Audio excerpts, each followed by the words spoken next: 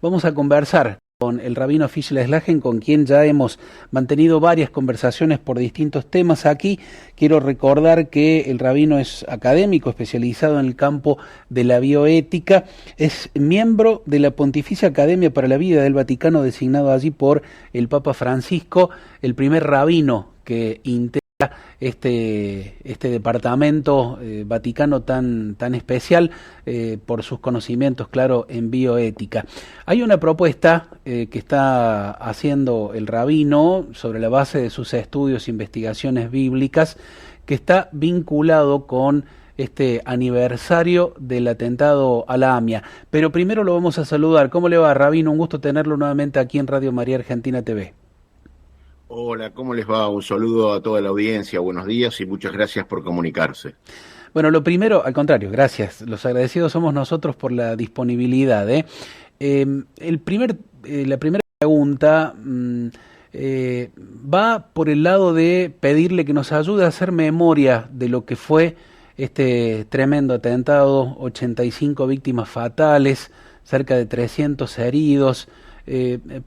Ayúdenos por favor, rabino, a ponernos en esta situación, ¿no? En lo que generó, lo que fue esto que va a cumplir 29 años atrás y que todavía, bueno, sigue abierta una herida, va a seguir siempre, pero más aún profundizada porque la responsabilidad penal no ha podido encontrarse. ¿Dónde estaba usted allí? ¿Cómo se enteró de lo que fue el atentado?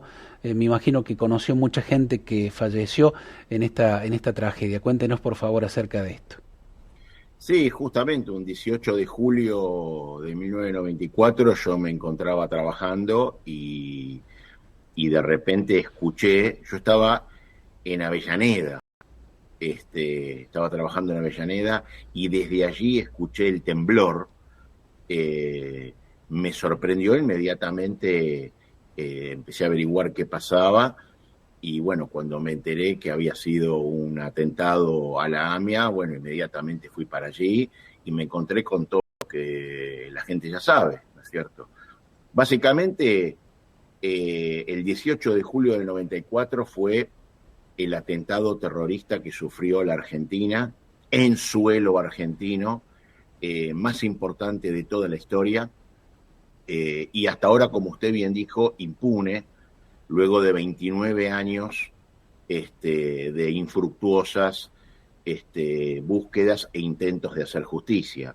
Lo más importante creo que es lo que usted dijo, ¿no? 29 años de impunidad, de encubrimiento, de falta de voluntad para hacer justicia, de falta de voluntad política también para hacer justicia, y que prácticamente hoy vemos cada tanto personas que que están buscadas por la Interpol, que tienen alertas rojas por la Interpol y se siguen paseando por todo el mundo de forma impune y casi libremente, ¿no es cierto?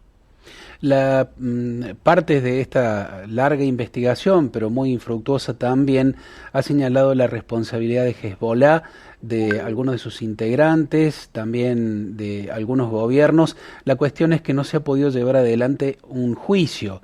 Y usted, junto con otras personas también, por supuesto, se han realizado estudios sobre lo que podría llegar a ser este mecanismo del juicio en ausencia, que no toda la legislación positiva, no todo el derecho positivo avala, ¿no? Cuéntenos, por favor, de sus estudios, de su investigación, de los vínculos que esto tiene con la tradición rabínica, con los estudios bíblicos.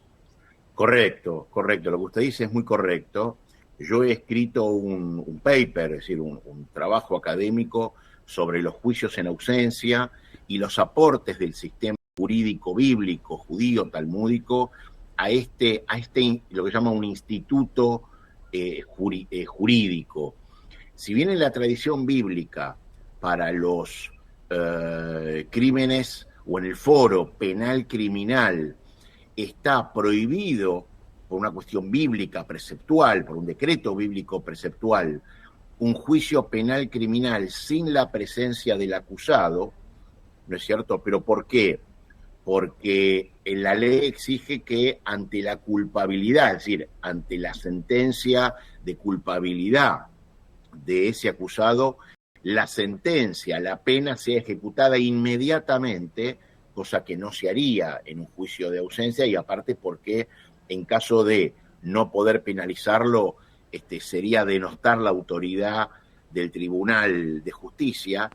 Existe en el judaísmo no solamente juicios en ausencia en lo civil, monetario, económico, sino que además en el judaísmo existe una categoría también de origen bíblico y muy pormenorizada en los tratados talmúdicos, en donde cuando la comunidad judía vive en un Estado, en este caso un Estado de derecho, republicano, donde las leyes son reconocidas por todos y son sancionadas por mecanismos aceptados por la ciudadanía, existe una categoría que en arameo se llama diná de malhutá diná, que quiere decir la ley del Estado es la ley, con lo cual, si el Estado argentino, que es un Estado de derecho, sanciona o implementa el instituto de los juicios en ausencia como principio de complementariedad para lograr una clarificación, una resolución judicial, no solamente en el caso de AMIA, sino también para narcotráfico o para todo tipo de crímenes de lesa humanidad, donde sea imposible extraditar o apersonar al acusado por estos mecanismos muchas veces fallidos, judiciales o falta de tratado de extradición, y por ende la causa se frena e imposibilita justamente lograr una resolución judicial, ya sea con una sentencia condenatoria o absolutoria, este estatuto dentro de la ley judía que se llama de malhutá diná, que es decir, la ley del Estado es la ley, es un mecanismo por el cual el corpus jurídico judío no conflictúa en absoluto con este instituto de juicio en ausencia, porque queda reservado a la autonomía estatal, ya que en estas circunstancias es imperante que el Estado, en este caso argentino, resuelva sobre el hecho. Claro. Básicamente, para quienes no conocen, el juicio en ausencia es un instituto legal que se aplica en situaciones en las que un imputado no se presenta frente a la justicia, sea por un acto de rebeldía, por fuga, por paradero desconocido, por no haber sido entregado al tribunal por las autoridades estatales competentes o por algún otro motivo, y lo que hace es que puede seguir, no se bloquea la causa y puede seguir llevándose adelante el proceso penal, por supuesto con la presencia de un abogado defensor o designado por el imputado, o en todo caso un defensor oficial nombrado por el juez, y que en caso de que la sentencia sea condenatoria, cosa que permite no solamente las confiscaciones económicas, sino la demanda con muchísimo más fuerza para el arresto internacional de esa persona, cuando esa persona es arrestada y se la trae a los tribunales, se revisan obviamente las pruebas analizadas, se proponen nuevas y se lleva nuevamente el juicio. Es decir, no es un juicio que vulnera de ninguna manera los derechos constitucionales ni el debido proceso en un Estado de Derecho, ¿no es cierto? Claro. ¿Y qué debería ocurrir procedimentalmente o procesalmente en la Argentina para que esta figura del juicio en ausencia se aplique efectivamente para la causa por el atentado a la AMIA? Bueno, hay varios proyectos de ley, ya desde el 2018, 2019, hay varios proyectos de ley en curso, proyectos de ley que tienen un gran apoyo para implementar estos juicios en ausencia. Está demostrada también, Diego Hammerschlag, Franco Mara, son eruditos, tanto jueces como abogados, eruditos en este tema y que han demostrado no solamente la necesaria implementación de este instituto, sino también la constitucionalidad de este tipo de institutos, justamente para que avance la causa, digamos. Claro. Hay muchos países que ya tienen implementado con normativas diversas, ¿no es cierto?, en el derecho comparado de los juicios en ausencia. Estamos hablando de Alemania, Austria, España, Francia, Italia, Reino Unido. Por supuesto, como dije antes, tienen implementado los juicios en ausencia con algunas diferencias, pero lo tienen. Argentina aún no lo tiene. Me parece que para comprender cabalmente la importancia que tendría una resolución en este sentido, hay que volver a destacar la gravedad de que transcurridos 29 años del hecho en sí mismo, de la muerte de 85 personas y de lesiones de diversa gravedad a otras 300, no conozcamos los argentinos, el Estado argentino, quiénes fueron los responsables de eso, ¿no? Con una llaga abierta, con sospechas que pueden jugar para un lado o como prejuicio, ¿no? Para un lado y para con los otros involucrados. Bueno, realmente es de una gravedad institucional terrible que no sepamos quiénes fueron responsables de este tremendo atentado ocurrido aquí en nuestra patria. Y tanto es así que el Estado está incumpliendo con un deber, con el primer deber que tiene, que es a garantizar la justicia y la seguridad. La justicia, obviamente, no la está garantizando porque hay un atentado, no para con la comunidad judía, sino un atentado contra la Argentina. Así es. Y tampoco está garantizando la seguridad, porque al quedar impune es caldo de cultivo para otros tantos atentados, digamos, ¿no? Desde el punto de vista judaico, básicamente, como dije antes, lo que se muestra es la existencia de hace miles de años de un principio muy básico que subyace a toda demanda penal y que lo toma el derecho penal internacional moderno, que es que por su propia naturaleza es extraterritorial y retroactivo. Cuyo objeto, entre otros, es el de proporcionar una base como mínimo para que el crimen no quede impune, y menos cuando se trata de crímenes de lesa humanidad. Y ello es debido a que la justicia en primera instancia se satisface cuando o bien el acusado presente ante el tribunal y bajo las garantías y el debido proceso se declara inocente o culpable, o bien en un juicio en ausencia con todas las garantías del proceso, pero por lo menos para tener una resolución judicial, ¿no?, sobre la culpabilidad o no de quien está siendo acusado. Digamos, hoy no contamos con la cooperación internacional que necesitaríamos, ¿no es cierto? Y por ende, hace ya 29 años que este crimen, que es un crimen de lesa humanidad, está quedando impune.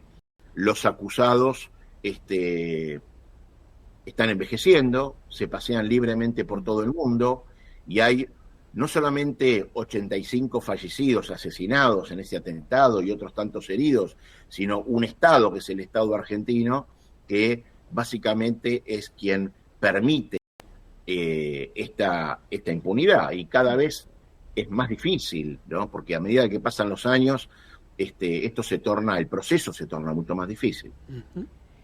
Rabino, ¿cómo le va? Buen día. Recién estaba atenta escuchando, digo, más allá de lo que me venía en mente, ¿no? Más allá de este necesario proceso judicial o de esta constitucionalidad que hay que poner en marcha, yo también pienso en las víctimas, ¿no? En la familia, en esta parte de la historia que realmente cada año se va reactualizando desde un dolor que no encuentra causa, ¿no? Cuando uno puede llegar a hacer justicia en todo el término de la palabra, también uno justicia para poder también reconciliar a las víctimas, ¿no?, de ese momento, a la historia de tanta gente que hace 29 años también que está parada sobre un dolor no resuelto, digamos, más allá uno no puede recuperar la vida, pero sí hay un pedazo de la historia que necesita de esta justicia tan necesaria para que la reconciliación tenga su cauce también, ¿no?, para tantas familias que han sufrido la pérdida.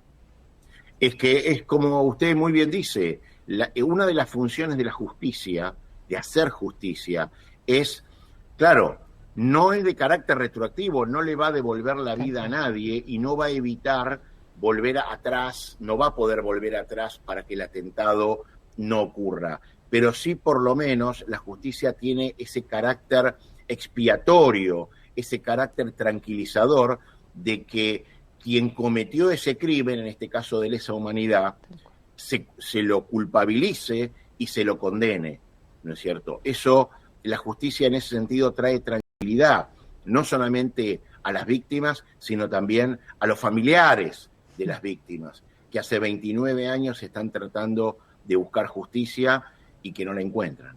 Y que lo más, podría decir yo, lo más perjudicial de esto, y esto lo extrapolo a otros casos en la Argentina, es que en la Argentina, desgraciadamente, a falta de justicia, los crímenes se han transformado o se han enquistado en marchas y reclamos. Y eso quiere decir que las cuestiones no se resuelven, ¿no es cierto? Estamos llenos en el calendario de días conmemorativos y reclamos de justicia frente a variados y múltiples crímenes. Y esto es un Estado fallido, es un Estado que no trae justicia a su población y que rompe el contrato social, ¿no? Por el cual la persona le otorga sus derechos naturales a una entidad llamado Estado para que el Estado los proteja y le garantice seguridad, salud, justicia, y esto se está rompiendo. Estimado Rabino, bueno, con usted desde Radio María Argentina y con todas las personas de buena voluntad de nuestra patria, vamos a conmemorar mañana, vamos a pasar por el corazón nuevamente este dolor sufrido en nuestra patria, particularmente con todas las familias que perdieron allí integrantes, así que le agradecemos este tiempo, esta reflexión compartida para que el recuerdo mañana se haga también por cada uno de los rostros que ya no están con nosotros y que a su modo reclaman esta justicia largamente esperada también en este tema.